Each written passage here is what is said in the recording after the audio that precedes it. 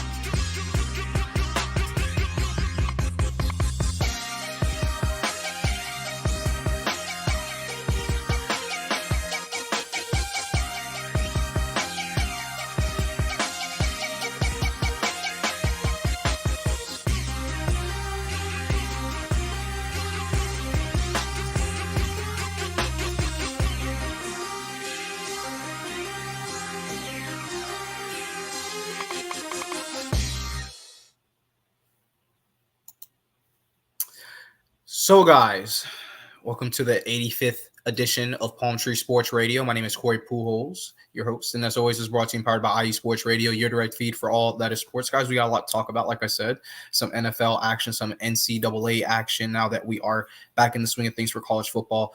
Despite how things went yesterday, I'm super excited for this season, and it's 12-team playoff this, postseason, so that's going to be super exciting, right? I really can't wait to see how that's going to go, and I think that 12 is a bit much. I think it should be 8, but that's just my opinion, and like I said, we'll get into that and more moving on, but that's just some food for thought right there. 12 is a bit much, I think, but I'm still excited. So, I got some MLS soccer to talk about, of course, and some MLB. So I'm super excited to get into it this week, guys. Like I said, with all the sports starting to come back around now, there's going to be so much more to talk about, which I'm super excited for.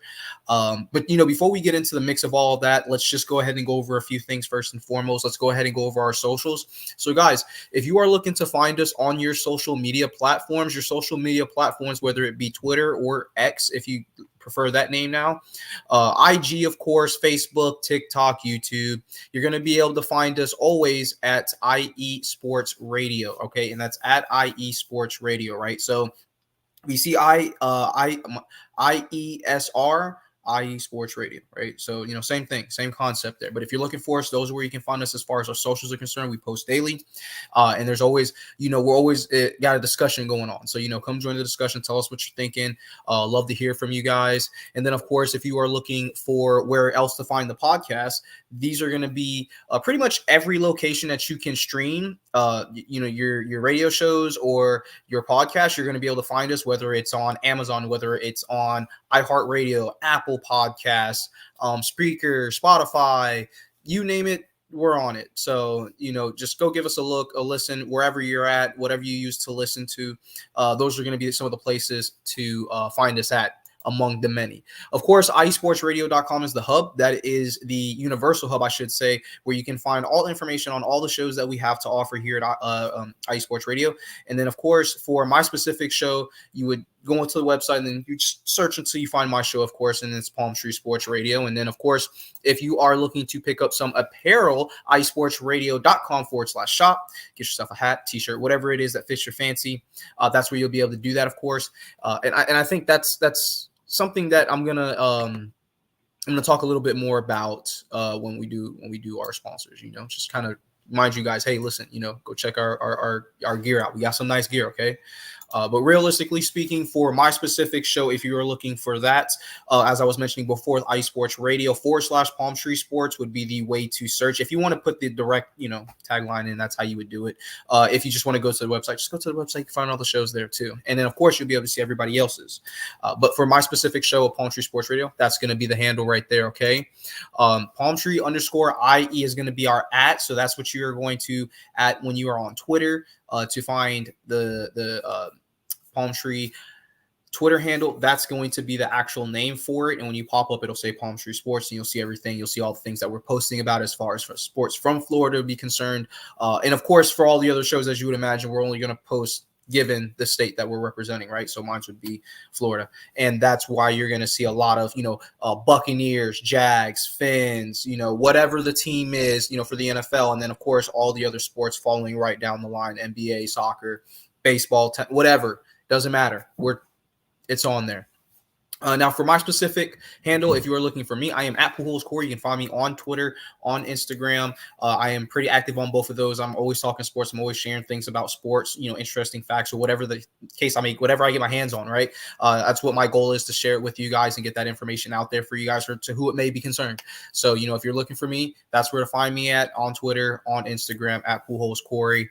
And now that we've gone ahead and got our socials out of the way, guys, let's go ahead and get into a word from our sponsors. Our sponsors, Planet Jerky, the jerky that's on a whole nother planet, and it's all beef jerky for the record, because I didn't mention that in the name. So, it is all beef jerky for all those who are interested in that.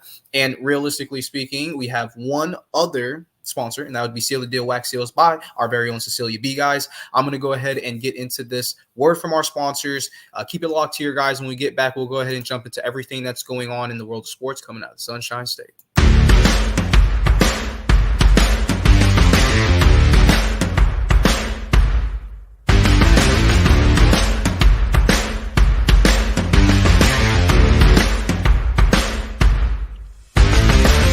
IE Sports Radio fans, this show is brought to you by Planet Jerky Premium Brisket Beef Jerky.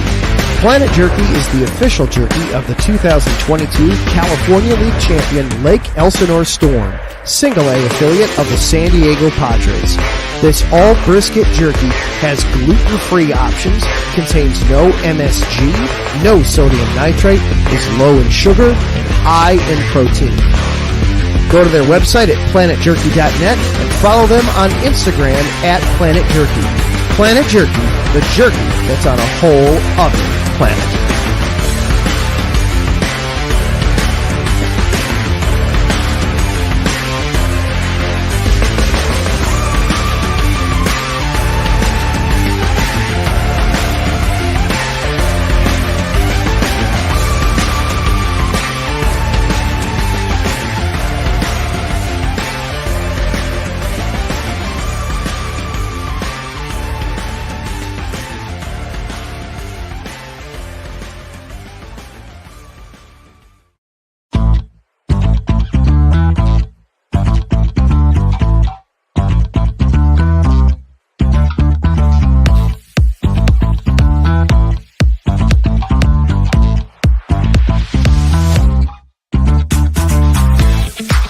there, IE Sports Radio fans. Be sure to check out our sponsor, Seal the Deal Wax Seals by Cecilia B.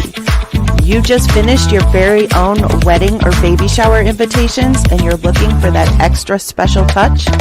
Maybe you just wrote a letter to a relative or a friend and you want to add to their smile when they receive it. Then seal the deal with Cecilia's handmade sealing wax stamps for your invitations, letters, and gifts. You bring the deal, we'll bring the seal.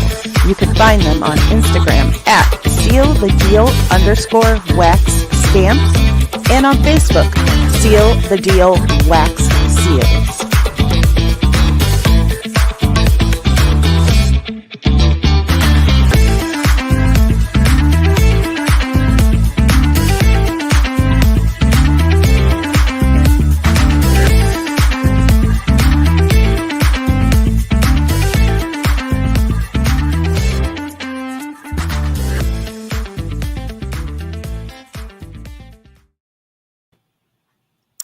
Welcome back to Palm Tree Sports Radio. My name is Corey Pujols, your host, and as always, this is brought to you and powered by IE Sports Radio, your direct feed for all that is sports. Hey, you guys. So listen, we're going to jump into things the way we normally do. We're going to jump right into what's going on with Tampa Bay Buccaneers. But before I do that, I want to say, first things first. Nobody knows what to expect to start a season, right? And I'm speaking from any sport perspective, okay? Yesterday was a very interesting start to college football, but for those of you who saw the amount of targeting penalties that were called yesterday, I'm only mentioning this because I love the game of football. It's the first thing I've fallen in love with. I hate to see this kind of thing, okay? I love to see, good hits. I love to see great plays. I love to see great individual talent. I love to see team talent, right? Cohesiveness, working together. But there were some hits that took place yesterday, and if you've seen them, you've seen. If you haven't seen them, just brace yourself for some of these things because I feel like we're in a stage now where we're going to have to start furthering evaluate these players, and not just from a physically active perspective. Okay, I don't want to get too into detail about it, but realistically speaking, for any of those that saw it, I really hope and pray that those young men are okay because they're just trying to play the game they love, right? And I can relate to that. So if you can too, I'm pretty sure you guys know where I'm coming from. This is a place of safety. It's a place of caring. And I just want to mention that because I think that was something that we saw a bit too much of yesterday. There were some very hard hits that took place during multiple games, one including my Gator game, of course, but there were a couple of games, and I really just wanted to raise some awareness when it comes to that, especially for us as fans, right? So, yeah, hopefully those young men are going to be okay, but unfortunately, we're going to have to figure out some way to start figuring out how do we eliminate the mental capacity needed to inflict that kind of harm from a football perspective, guys.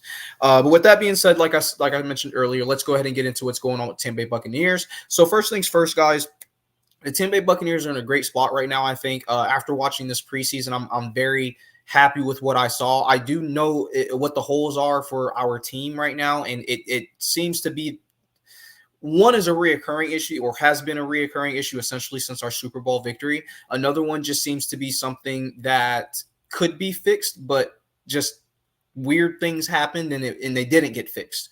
So I'm going to go ahead and address that. But first things first, as far as the Tampa Bay Buccaneers are going to be concerned, they're going to be playing against the Washington Commanders.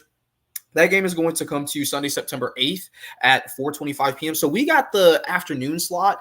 It kind of caught me by surprise. I mentioned this before that it was interesting that we got the afternoon slot, but I'm not going to complain about it. I can't wait to see the game. I can't wait to see how it goes. Fully suspect Tampa Bay to walk away with the W here in this game. I think they control time of possession. I think that this offense already looked extremely dynamic in the preseason, especially in that final game. And I think that we're going to get a chance to see Baker Mayfield really thrive now in his second year at Tampa Bay. I mean, he's paid, he's healthy, he's got a smelling salts. I think he's gonna bust one. I think he's gonna do great.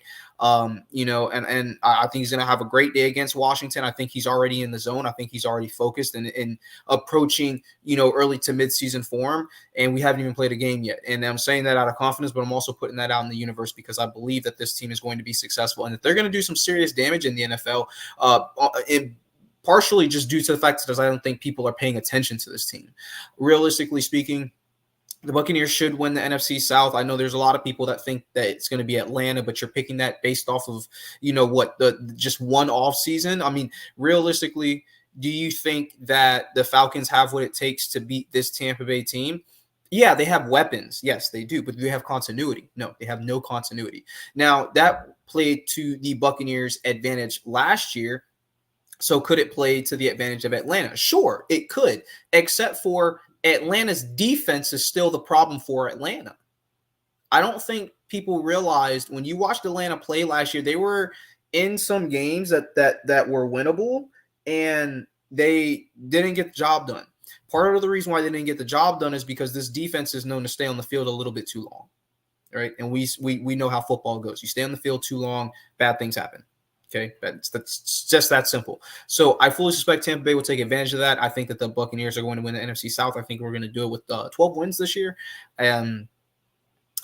Does that sound like far off? I don't think so. I don't think that sounds far off. I think this team really can put it together. I think we have one of the best receiving cores in the NFL. And like I said, with another year under Baker's belt, the holes in our defense, for those of you who have not watched any Buccaneer gameplay yet until this point, would still be the secondary. The secondary for me would be the biggest issue that I see that this team is facing. And I think that the reason why is because, defensive backs aren't quite like quarterbacks. I think the majority of the time when you see a great quarterback in college, you can kind of tell when he has the intangibles that this guy's going to be something special. Very rarely does a Tom Brady situation happen. Like, we've seen it, but very rarely does it happen. More times than not, people know exactly what they're getting with their quarterbacks, and that, they get them pretty early, right? Usually not outside the first round. And when I look at football from that perspective, and when I look at the Tampa Bay Buccaneers from that perspective, I think that their drafting has been phenomenal. I think that there's a lot more talent. I think Kirk Cousins is and I want to go back to Atlanta real quick as I was thinking about this. Kirk Cousins is going to be quarterbacking for Atlanta, and I don't think he's ever been one of the best quarterbacks in the league, right?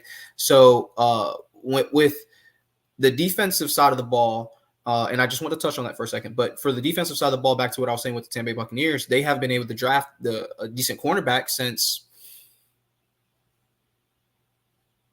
I wanted to say Carlton Davis, but he's no longer with the team. He's with Detroit now. Jamel Dean would be the last cornerback that really had a strong impact in that secondary.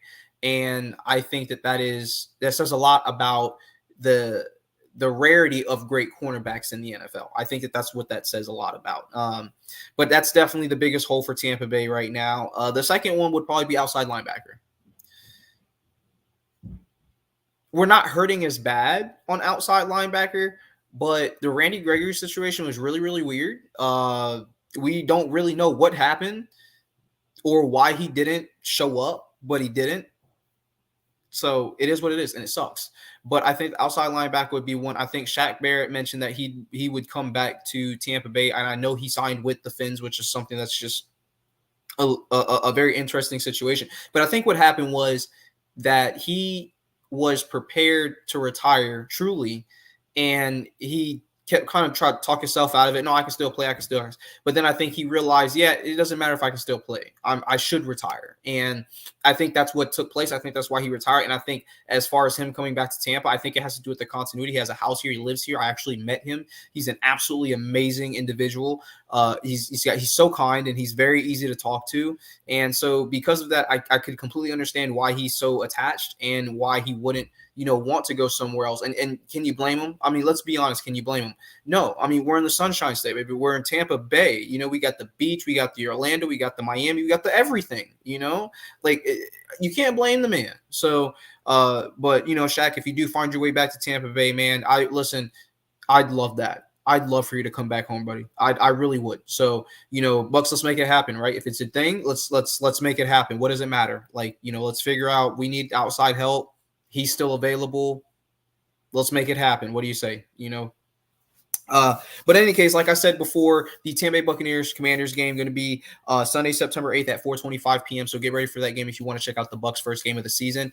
As for the next team that we're going to talk about, now normally we would go into the Jaguars on this segment, but we're going to go ahead and go actually into the Fins.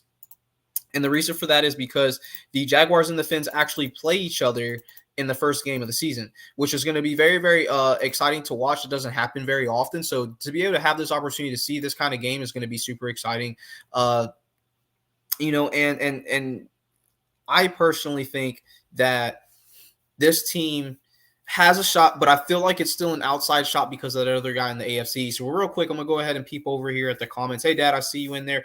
I'm always glad to see you in the show, Dad. I mean, this is where I get all my sports enthusiasm from, for what it's worth, guys. So, so let's see. Yeah, the USC game. That's right. Sunday night college football for a change, right?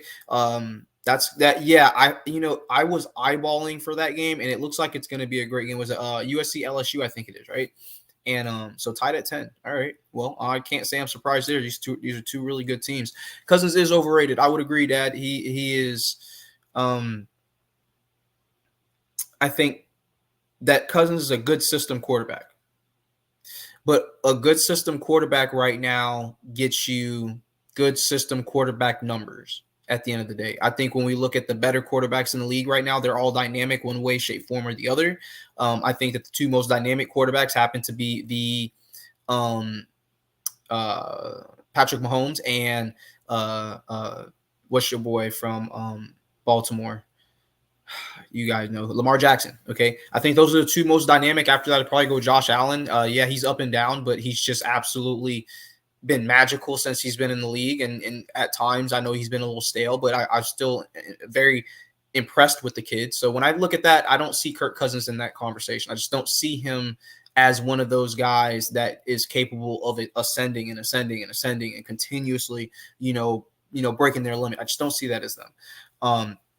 And as far as for Buccaneers, McCollum, progress will be determining the season on our defense. Yeah, I think that's what a lot of people feel right now. I think McCollum is in a place where it's time for him to find some success. It's time for him to kind of jump into the role and do what we drafted him to do. Obviously, depending on how things go this year, we'll probably be back in the draft looking for another cornerback, and I think that that's just what is a spoiler, if you will, as far as next year's draft. I personally would see Tampa Bay drafting probably a cornerback in the very first round or second round. Okay. Depending on what the draft looks like next year, obviously, if there's a guy that's worth taking up there, I think that's who you look at. You know what I'm saying? But then realistically speaking, even not in the first round, second, third round, we're going to definitely go after a couple of cornerbacks because we're going to need to.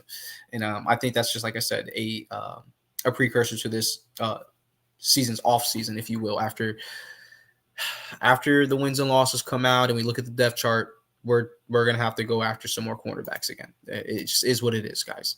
But for the Fins, hey, listen, Fins, Jaguars. Both these teams are going to play each other in the first week. I think that the Jaguars have a great shot to win this game. But if they're going to win the game, they're going to have to stop Tyreek first things first. You got to stop Tyreek. You can't win if you don't stop Tyreek. And they're also going to have to control the ball. And they're going to be able to do that by running the ball. Now, Miami's defensive lines are pretty good, okay? But what are your alternatives, right? Score too quickly and then give the ball right back to Miami. I think they have to find a way to run. I would say you got to mix it up. I don't want to just say run the ball. I'm going to say mix it up. Screen passes, but deliberate short screen passes, not like these wide receiver bunch screen passes and all that fancy stuff that we see a lot of these days. Simple screen passes. Get your running back out in space. Get him on the weak side, so that way he can get out of bounds if he needs to. These are little things that you can do to kind of just navigate the way to waste the time, right? Because ironically speaking, that's the way to do it. And obviously, getting out of bounds is going to be the way to. But player safety is the reason why I say that. But I think that the Jaguars have a great shot to win this game, but they're going to have to win, time of possession battle, and they're going to have to stop Tyreek. The exact opposite is basically the case for the Fins. The Fins don't need a lot of time to score. They have Tyreek. They have Jalen Waddle. They have a lot of firepower on that offense. So what they need to do is just be efficient, right? Just be efficient. Just everything that they do, get value out of it, right? Let's not have any of these Tua Tagovailoa with, a 50% completion percentage by the end of the game. He needs to be up there at, 70-ish. I mean, easier said than done. I get it. But that's where he wants to float at when you're dealing with this type of team. Because if you're not floating there, you guys probably aren't scoring the ball. And that's weird for this Miami team that just put up 72 last year, for those of you who remember that. So, but the Miami game, that's going to be Sunday, September 8th at 1 p.m., guys. So that game is going to be the early game. So you get a chance to watch all three teams in Florida play football. 1 p.m. is going to be that start time, like I said, for the Miami and Jags game. And then the Buccaneers will be playing the Commanders at 4:25. Same day, one after the other. So I'm going to watch both of them, obviously, because why not? I'm right here. I won't be moving anywhere from that chair on Sunday. I'm gonna be watching these games so I can have this information back for you guys next week.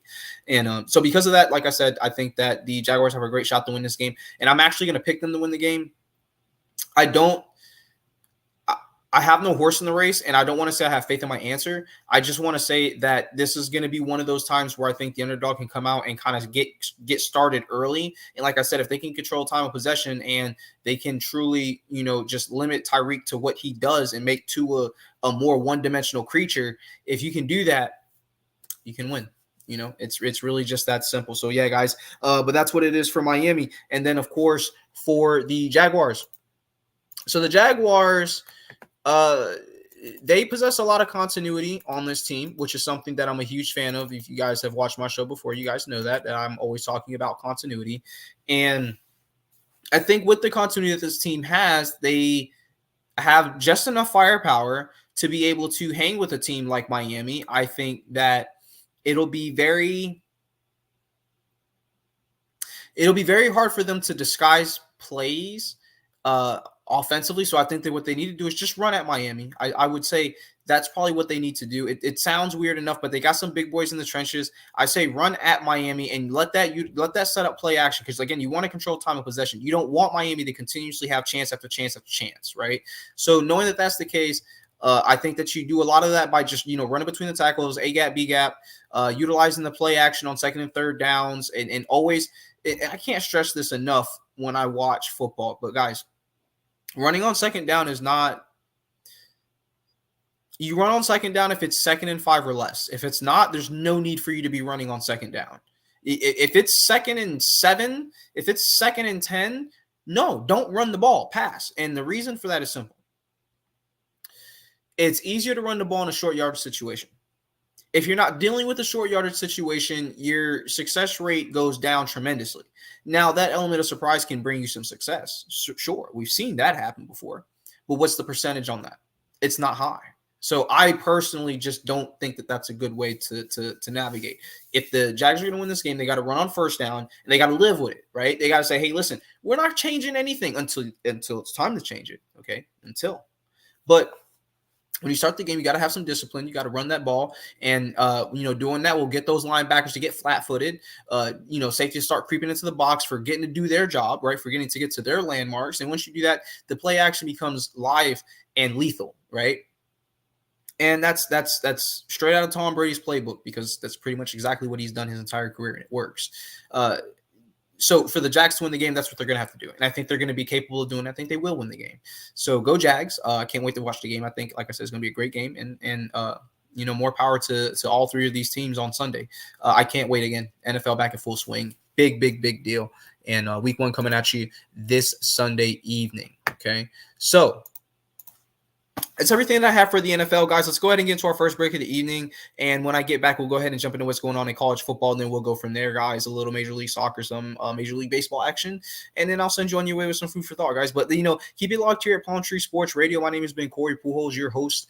And as always, it is brought to you and powered by IE Sports Radio, your direct feed for all that is sports, guys. Keep it locked here. Don't go anywhere, all right?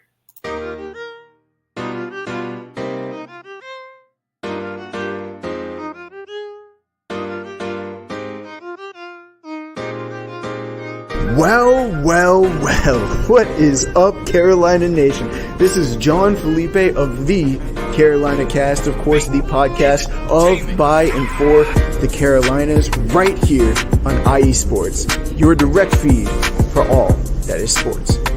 And I'm reminding you to tune in Fridays at 7 p.m. Eastern for the latest in Carolina sports, whether it's the Panthers that keep on pounding, the fly natures of the Hornets, the storming Hurricanes, the battle of the Blues with Duke and UNC, the fight of the Clemson Tigers, or the amazing atmosphere of any Carolina college. I'm talking App State, I'm talking ECU. I've got you covered.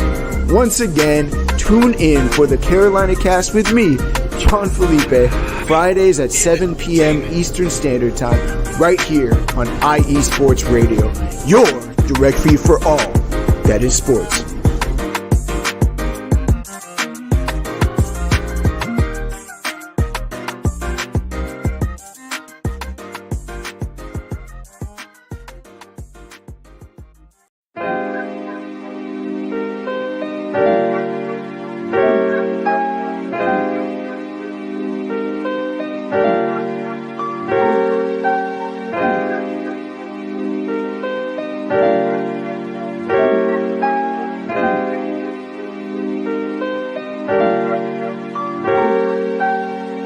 ladies and gentlemen. My name is Davidson.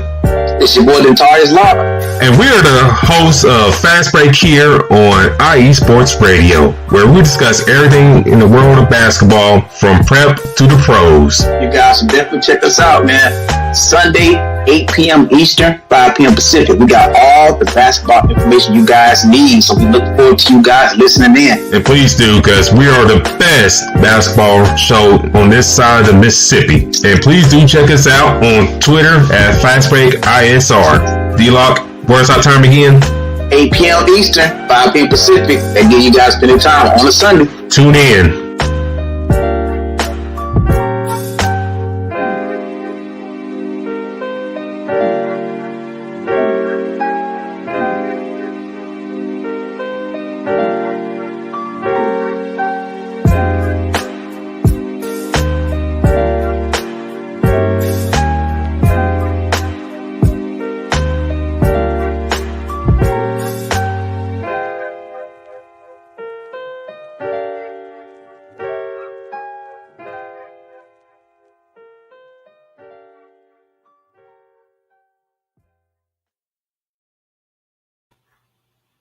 Welcome back to Palm Tree Sports Radio. My name is Corey Pujols, your host, and as always, this is brought to you and powered by IE Sports Radio, your direct feed for all that is sports, guys. Welcome back to the show. So if you stay with us this far, we've gotten past the super exciting part as far as the NFL is concerned, and now we're going to mosey on into what's going on in college football, guys. What I had to say is at the start of the show kind of goes into what I want to talk about really quickly here. But obviously yesterday, if you guys watched, there was already an in-house battle between my apologies, the Florida Gators and the Miami Hurricanes, which this battle was won by the Miami Hurricanes this time. Now, there's a lot of emotion here, so allow me a latitude of completion. But my Florida Gators, before yesterday, had not lost a home opener in 34 years, okay?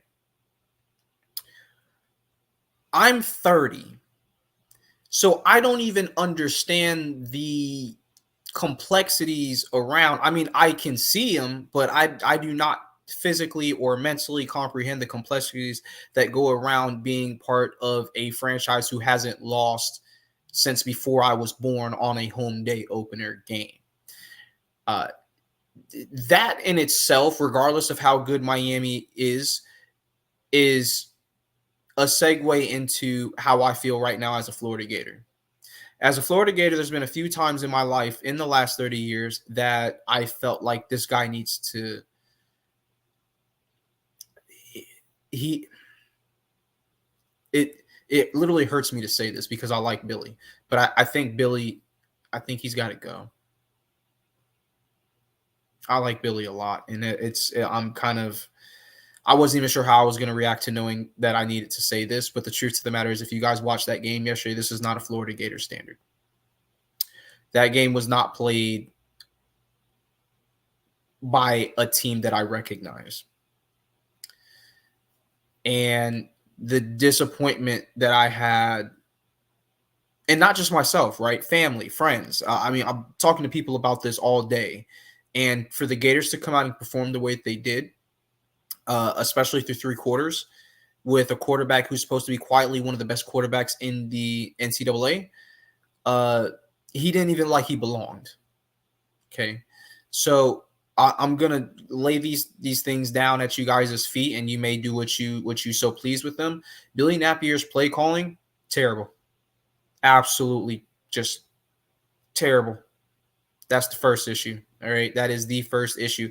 The second issue, Graham Mertz at QB did not play well. 0 for 4 on deep balls. And when I mean deep balls, I mean like plus 25 yards, right? So like chunk plays, okay? 0 for 4.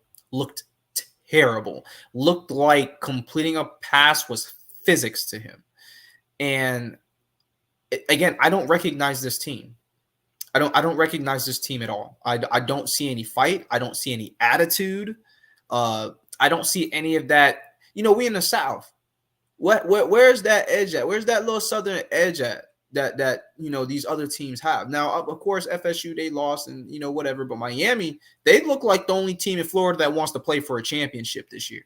Okay, they played very, very well. I'm gonna get on them in a second. They played very, very well. Okay, but This is not a Florida Gators team that I recognize. This is not how we play football here in the University of Florida, and this is not what I expect, and this is not how it should be. The fans, the way that they were leaving the game yesterday was just a heartbreaking sight. I love the University of Florida with all of my heart, and when I tell you this was the most frustrating experience as a Gator in a long time, man. I mean, there's been a lot of frustrating experiences, but when we're talking about this level of frustration, and Miami took it easy on us at the end of the game. They could have scored again. Okay, they probably left 14 points off the board. Okay, I'm gonna call a spade a spade. The referees favorited Miami in that game. It was ACC officiating crew. I'm not here for conspiracies. I'm just telling you the truth. I watched the whole game. There were just some plays where you could see they were kind of just calling it one way and not calling it the other way. Frustrating, but ultimately it didn't matter. Gators didn't want to win, and they showed that they didn't want to win because they played terribly. Those are my takeaways. Billy Napier is going to have to go ahead and get ready to say his goodbyes. You know, I don't think that regardless of how Lagway plays, I just don't think that that's going to save his job. I mean, there's no way in hell we're expecting Lagway to go in there and beat Texas, LSU, and Georgia.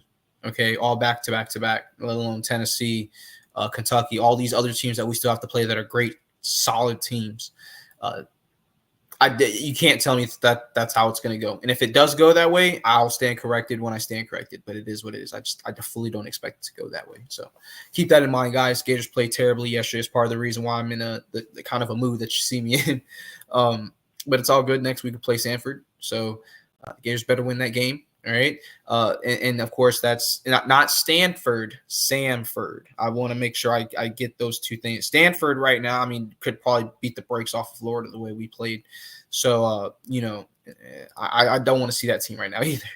But, yeah, Sanford, that's going to be the game to watch for the Gators game. That game is going to be Saturday, September 7th at 7 p.m. Why did they make it a 7 p.m. game? I'm sure I don't know. Go Gators. Go Gators, guys. Go Gators. Knowles started the season pretty rocky too, but they lost to a very, very gritty, very, very fighting-ish Georgia Tech team. Congratulations to Georgia Tech on that W there, 24-21 victory it was over Florida State. So Florida State will go on to play Boston College, and that game is going to be tomorrow night, okay? So if you guys want to see Florida State, see how they bounce back, this is going to be a perfect opportunity to do so against another fighting Boston College team that they're going to see here. I don't think that Boston College is as good as Georgia Tech. So, we'll see what happens. But I think that Florida State's going to have to find some footing here in this game. And I think this is a good opponent to do it against, because if you don't do it against BC, I don't know if it's going to get any better for you at this point. So are they going to play with confidence, or they're going to come out and they're going to, get their behinds kicked? That's really what the question is for Florida State. I don't think they're going to come out and get their behinds kicked. I don't think it's going to be that easy for them as far as, the history of Florida State. I don't want to say like the historical, runs that they've gone on in the past, but just in general, because realistically, you look back at this is a very storied college right here at FSU. So I think that they get it back together. I think they win against Boston College, and I think they win big. So, good luck, Knowles. Hope you guys get that W out there. You guys are going to need it, and best of luck to them. That's pretty much just where I'm at with that, guys. Miami. So, like I said before, I'm going to get back on Miami in a second. Miami played tremendous football yesterday, guys. At the end of the day, I think that this was more so a game of how well Miami played versus how badly Florida played.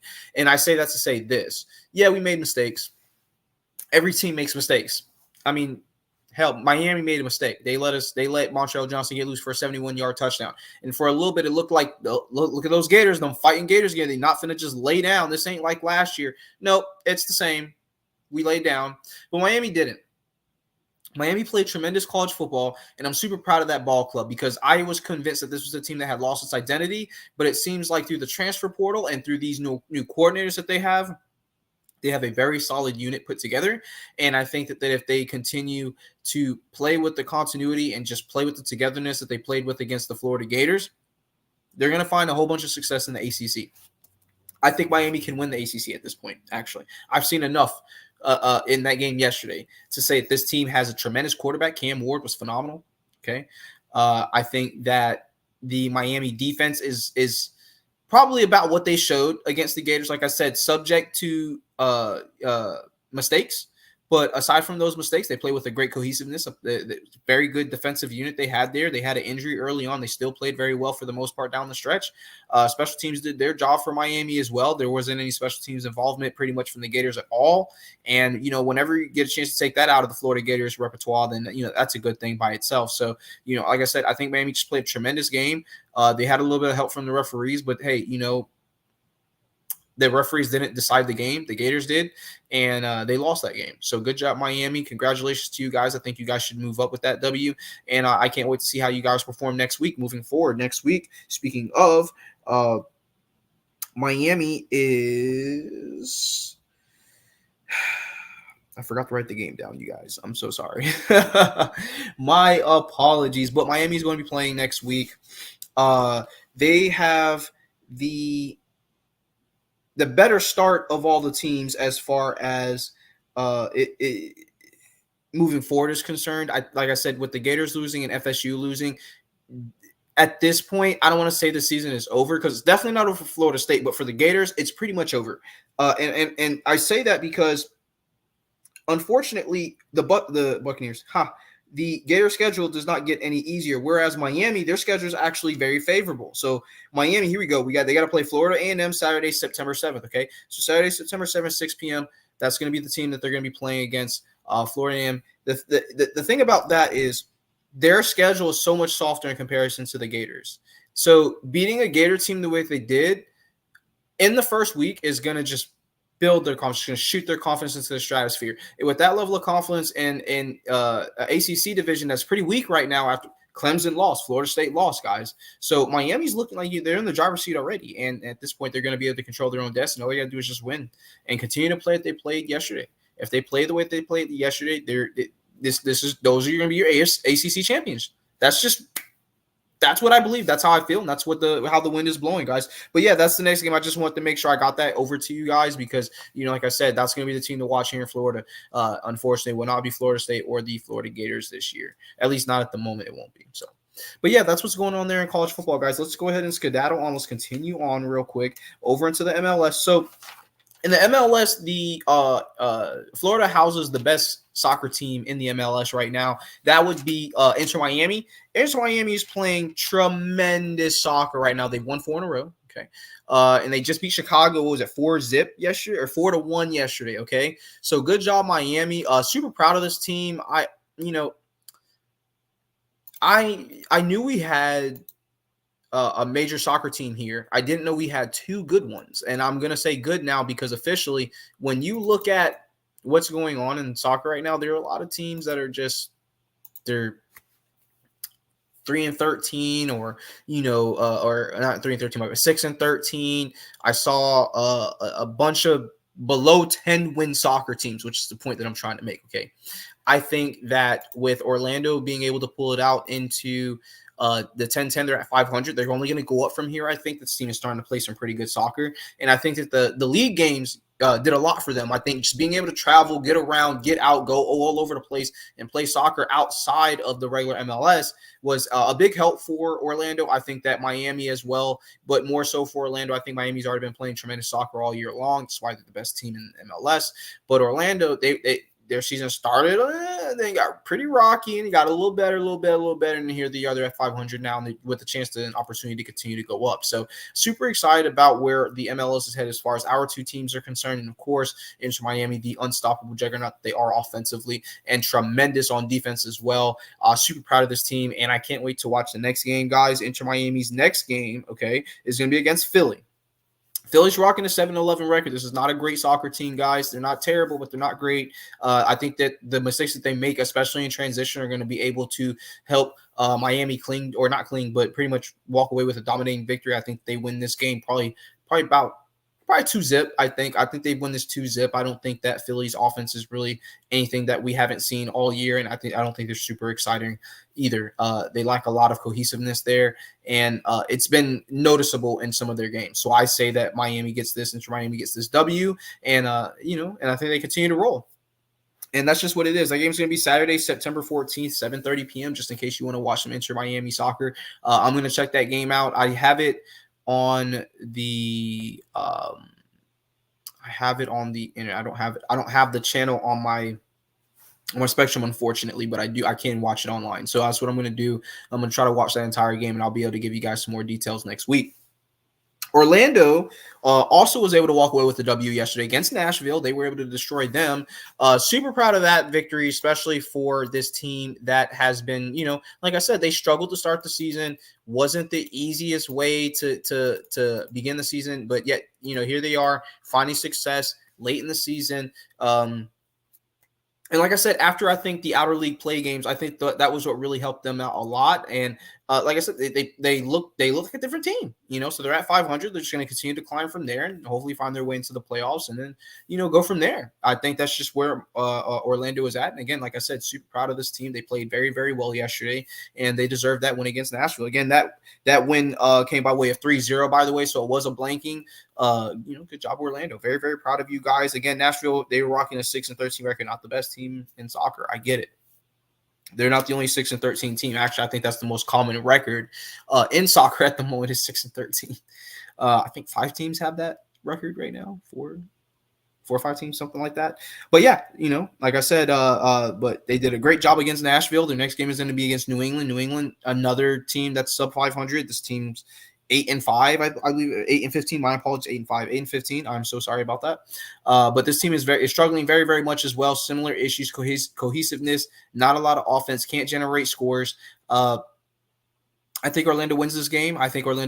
Same score, 3-0, actually. And they continue to rise. I think they just continue to go up and up and up.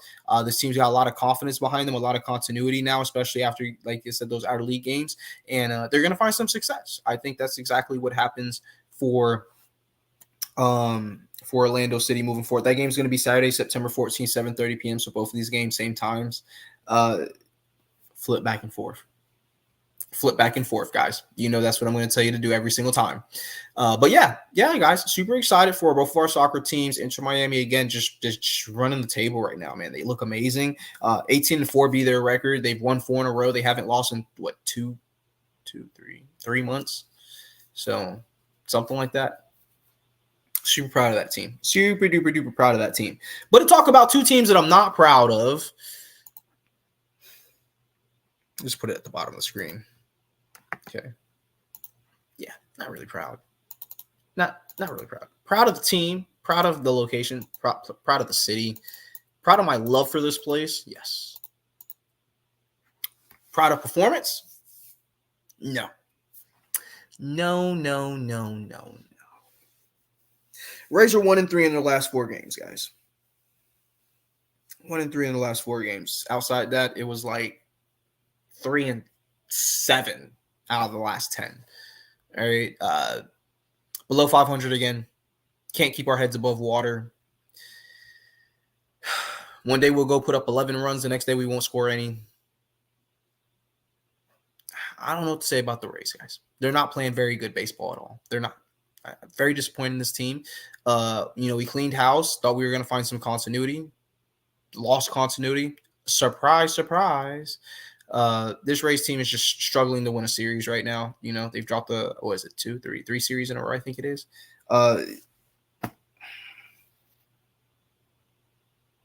Actually, they won the series against the Padres after dropping 2 series. That's what it was. But they lost the game against the Padres today. Okay, so let's just take it from the top. Rays rocking a 67-69 record. Nothing to write home to mom about. Very disappointed in the record by itself with the amount of talent that we have on this team, but everybody's always hurt all the time. Lost to the Padres 4-3 today. 1-run ball game. You guys know how I feel about 1-run ball games. You got to win those. The difference between good teams and bad teams are the good teams run the 1-1 ball games. That was a saying by, what was that? James Carter of the Blue Jays in 1993, I believe it was. It was one of those boys in the Blue Jays hat. That's all I can tell you. But he said, great ball clubs win those run ball games. And guess what the Rays did not do? Win the run ball game. And we are not a great ball club, and that's pretty evident in our record right now. So, but there you go. The Padres rocking a 78-61 record. This team's got a pretty good record. They're playing pretty good baseball before, everything happened. But you expect it happens, right? Like the same with the Yankees dropped the series against us early in the year. It happens, and you just kind of got to try to build on it and just see what you did wrong, correct it, perfect it, move on. And I'm pretty sure that the Rays will attempt to do that. Unfortunately, they got a 4-game series coming up, and that game is going to be against the Twins, the Minnesota Twins to be exact, where the Minnesota Twins are rocking a 74-62 record. This team's doing pretty good for themselves right now. They're looking at a postseason berth. And with 27 games to go, they're in great position to secure their spot in the playoffs. But that series is going to be, again, a 4-game series. It starts tomorrow at 6:50 p.m., just in case you guys want to check out that Rays game. Like I said before, this team not playing very well right now, so I don't fully expect them to come out here and do well in this series, but they're going to have to try and find some W's. If they could at least get to 500, we could talk. But right now, it looks like their season is dwindling right now as the other two teams in the AL East start to pull away. So good luck to our boys. Hopefully they can win all 4 games. I know that's a stretch, but we can wish, can't we? We can hope, can't we? So good luck, Rays. I hope you guys win this game. Minnesota Twins, not going to be an easy game. Good luck, boys. Good luck. That's all I can tell you. Good luck, boys. Marlins also not playing great baseball, but they've been playing better baseball as of late, and that's something to be excited about for all you Marlins fans out there, guys. Marlins right now rocking a 51-86 record. Trust me, the record was worse a week ago. They're on the up and up. Keep going, Marlins. They were to beat the Giants today. 7-5 be the score of that game. The Giants rocking a 68-70 record. This team struggling just like Tampa Bay Rays are right now to be at 500, keep their head above water. I think that the Marlins are doing a tremendous job right now. Recently, they're 3-1 in their last 4. And the next series they have is going to be a 2-series game. So, hopefully they can find a W there. The series that they're going to be headed to is one that against the Nationals. Now, Nationals aren't particularly playing good baseball at the moment either. They're rocking a 61-76 record. This is a team that can absolutely be beat right now, and I think the Marlins are in prime position. Like I said, 3-1 out of the last 4. This team has been finding some success as of late, and I think if they can ride that success, that they'll be able to bring 2 more home. And before you know it, they'll be starting to make this record a little bit more respectable in the second half of this season. I think that the trade deadline did numbers for them, and I also think they drafted very well as well this past year. So that's something that we're going to have to look towards the future for moving forward. But I think that the Marlins are going to be in a great spot to find some success. But yeah, that's what it is, guys. That's what's going on there in the world of baseball. That's what's going on there in the world of sports coming in the Sunshine State, guys. I think that right now, despite the negativity with the college football and the uncertainty of what's going to happen moving forward with the NFL, that we've got some super exciting things to still be a part of in the world of sports here in the South. Of course, with the NBA and hockey going to be returning within a few months of each other. Now's the time, man. Now's the time to be a sports fan. Now's the time to come alive and enjoy this content that we're pumping out here at IE Sports Radio, guys. And on that, I would like to say thank you guys so much for joining me here, guys. Don't forget to hit the website and go check it out. Go check out what we got going on there. Go check out some of the other shows if you haven't seen any of the other shows yet. Go over there and find kind of whatever it is that you're looking for, especially if you're into sports like I am. I listen to these other shows just in case I don't know what's going on, So that's going to be the way to do it, guys. Thank you so much again for having me and let me talk your ear off for a little while, guys. But it's my pleasure to bring you this information coming out of the Sunshine State as far as sports are concerned, and I personally love it. Hit me up on my socials, wherever, whenever. At Pujols, Corey, guys, come talk to me about what you thought about the show. If you got any notes and things that I could do better, let me know. If you just want to send me a quick thought, hit me up. Let me know what you're thinking, guys. At Pujols, Corey is going to be my handle, guys, on Twitter, on Instagram. And like I said, I'll be back here next week, same time, same place. In the meantime, hey, guys, be blessed. Enjoy Labor Day. Happy Labor Day to all you guys. Labor Day edition of Palm Street Sports Radio, if you will. I'm going to enjoy it. I'm going to spend time with my son. That's what I'm going to do. I'm going to spend time with my son and my family. And take it easy, keep it light, keep it simple, stay safe, stay inside, just enjoy yourself, hopefully somebody's cooking somewhere, on the way. But thank you guys again. I look forward to seeing you guys next week, Sunday, 9 p.m. Eastern Standard Time. And any other time after that, hit me up on the socials, guys. Y'all have a wonderful weekend. And again, this has been Palm Tree Sports Radio. I've been your host, Corey Pujols. And as always, it is brought to you and powered by IE Sports Radio, your direct feed for all that is sports. Have a wonderful evening, guys. Take care.